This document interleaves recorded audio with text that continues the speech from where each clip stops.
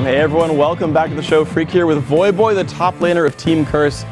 You guys doing really well so far this week. 3-1, going for the 4-1. You can finish top 4.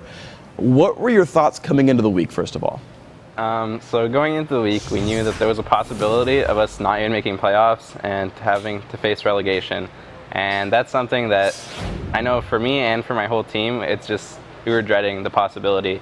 So going into this week, like we knew we didn't have the greatest season thus far, but we put our all into it. We practiced every day just like every other team was, but every time we practiced, every game, we took it very seriously. We were just like, these could be like the last games we're playing in the LCS, so we need to win them and we need to play at our best. And I think thus far, we're 3-1. We only lost to TSM so far, and I think we're all playing really well. We feel good, So I remember actually last, but you guys had a really rough Super Week at the very end. Was that actually on your mind as well, where it's like, oh my God, do we do bad in Super Weeks?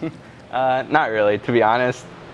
That like last season is so far out of my mind. Right now, I'm just thinking of the here and now, and I'm just trying to take every game as they come. So that's all that I'm worried about. All right, so let's actually delve into the game you guys just played. In the pregame interviews, Choustrid said that one of their plans was to bring you guys a little bit out of your comfort zones and make you play compositions or champions you're not maybe as used to. Whereas here you guys played pretty much 4 champions that, like aside from your Zac, it was like, we don't see much of Mumu, we don't see much Ari from Jackie, we haven't seen much Corki at all, let alone from Cop, and we haven't seen much support Elise. So where did that comp come from?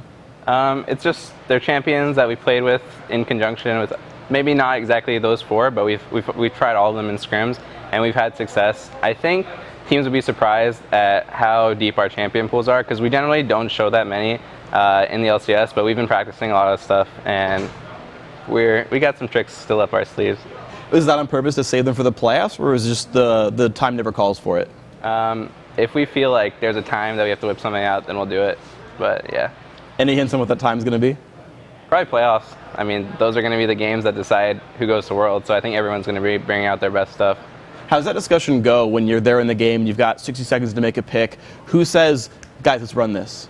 For the most part, going into games, we already have pretty planned out picks and bans. A lot of picks are reactionary based on what the other enemy team picks, so when we start seeing some things that our team comps could be going well against, then we'll try to counter pick accordingly. But for the most part, we all kind of know what we want to play. Okay, so then I actually want to delve into the game some more, though, and talk about the Saints and Mumu pick, because you were on Zac, you were a big tanky frontlaner in the first place, and Saint had gone for a pretty damage-heavy build. He had Sorcerer's Shoes, he was going for a bunch of Magic Pen, like a lot of damage there. Yeah. Was that, we have 2 tanks, he can go damagey, or was that an adaptation, or what? So they had a very heavy AD team, so he was, Sunfire Cape synergizes really well with the Mumu. He gets that innate Magic Pen, and it just does really good AoE damage.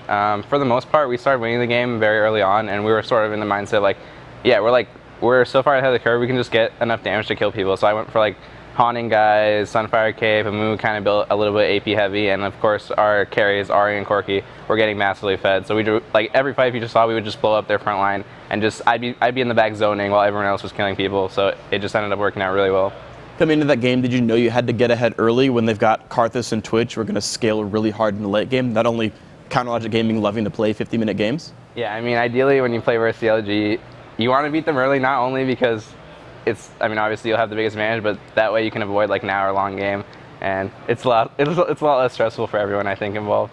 All right, so Voyboy, one more question for you here. You've got one more game to play today. If you win, you've got a chance at making 4th into the playoffs from, as you said, a rocky start to the season. What are your thoughts coming into your last game of the day? So we're playing Coast. I think we're 2-1 versus them thus far, and I think we've been watching them play. I think we're pretty confident going in. We've had 3 really strong games this week, and we're just looking to go out on a really high note. If we can go 4-1 in Super Week, that would be amazing, and I think it'd be a lot of positive momentum going into playoffs. So look out for us. All right, we're going to look out for you. And, again, congratulations on your wins today. 3-1, going pretty well. We'll look for that 4-1. Of course, congrats on your wins. So guys, we've got more games today. We're only halfway through, and to bring you through some of the next ones, let's send it back over to Jay.